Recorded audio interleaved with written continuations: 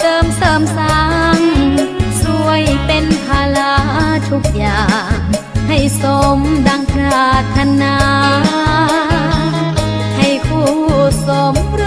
สสองหักสองดังอุราพ่อแม่เพื่อนฝูงทั่วหน้าต่างก็มาให้อวยพรใส่จงของหักให้ยืนยาวมันอย่าแปรผันจนวันแก่เฒ่าลงไป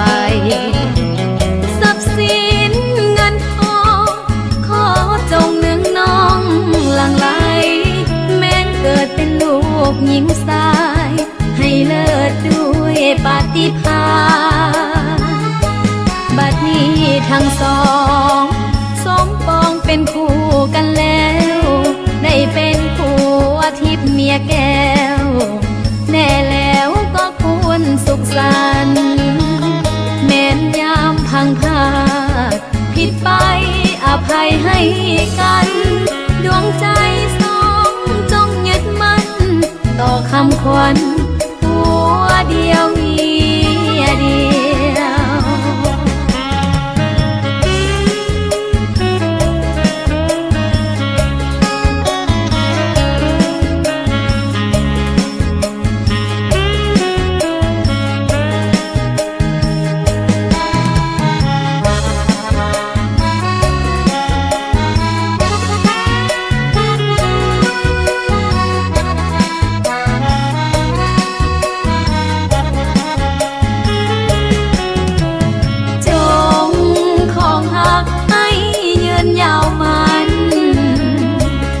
อย่าแปรผัน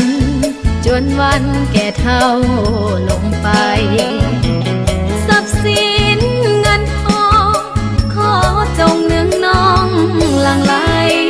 แม้นเกิดเป็นลูกหญิงชายให้เลิศด้วยปาฏิภาณบัดนี้ทั้งสองสมปองเป็นคู่กันแล้วได้เป็นผัวทิพย์เมียแก้วแน่แล้วก็ควรสุขสันต์แม้นยามพังพาดผิดไป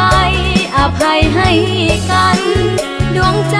สองจงยึดมั่นต่อคำขวัญ